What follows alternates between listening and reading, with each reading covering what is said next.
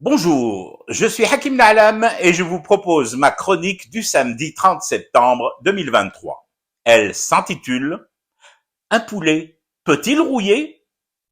Non mais, vous vous rendez compte? Nous tournons sur le sujet du poulet depuis des semaines et bientôt des mois.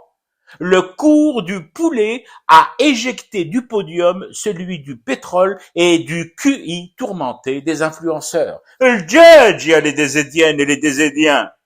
Qu'il puisse y avoir une semaine, voire deux, de tension sur le marché de la volaille et qu'on en parle, je veux bien l'admettre, et encore. Mais sur un long bail, nous ne sommes toujours pas sortis du poulailler. Il faut quoi? Que ce dimanche, en Conseil des ministres, Gigi lui-même aborde le sujet et secoue les plumes des ministres concernés? Ou que ça en devienne une Qadiyya Wataniya, une cause nationale, et que nous nous organisions en bataillon cactant et montés sur nos ergots, vent et crête debout contre les spéculateurs? D'ailleurs, question.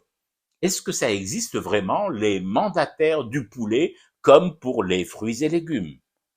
Je la pose la question tout en avouant ne rien connaître à la filière avicole, contrairement à sa consoeur la vinicole. Ah bon?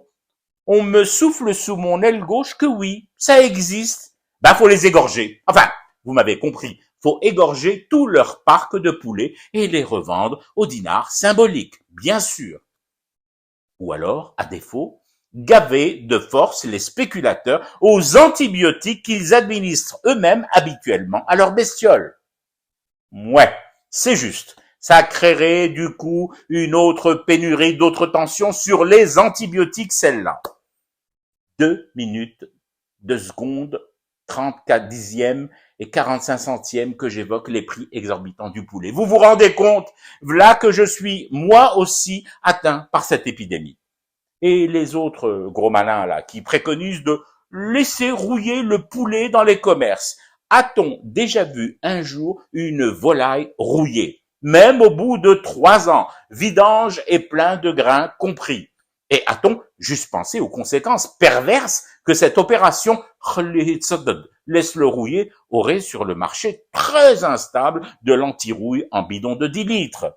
S'il n'y avait que ça, je n'ai absolument rien trouvé dans les manuels savants sur l'oxydation du poulet. Par contre, je suis tombé sur des tonnes de thèses, d'essais et de manuels évoquant avec force détails et formules les mécanismes de la putréfaction dynamique des viandes blanches. Bon, je vous le dis tout de suite, elles n'ont rien de blanc au bout. Même plus bleu les poulettes abandonnées sur les étals. Et l'odeur, autant se farcir la laine d'un tango qui vient de se livrer à Borj-Borj-Bortar. Mais il y a le bon côté des choses. Ne soyons pas nihilistes, défaitistes et aidons à trouver une solution avant que le palais ne se saisisse de l'affaire et n'opère un massacre dans les basses-cours.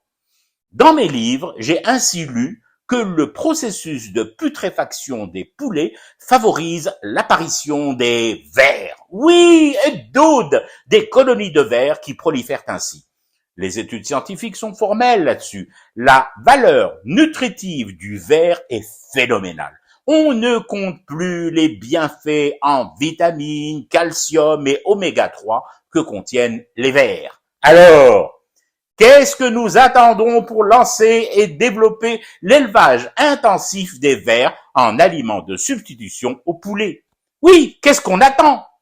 Et là, vous vous attendez peut-être à ce que je ne vous la fasse pas, cette petite dernière, que si, oh si, juste pour la route. Ce qu'ils attendent, ils attendent tout bonnement que les poules aient des dents. Voilà.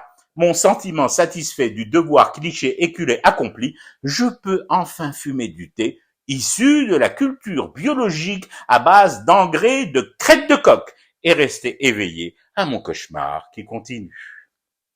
C'était Hakim Na'alam, je vous retrouve demain pour une autre chronique et une autre façon de dire son amour à l'Algérie.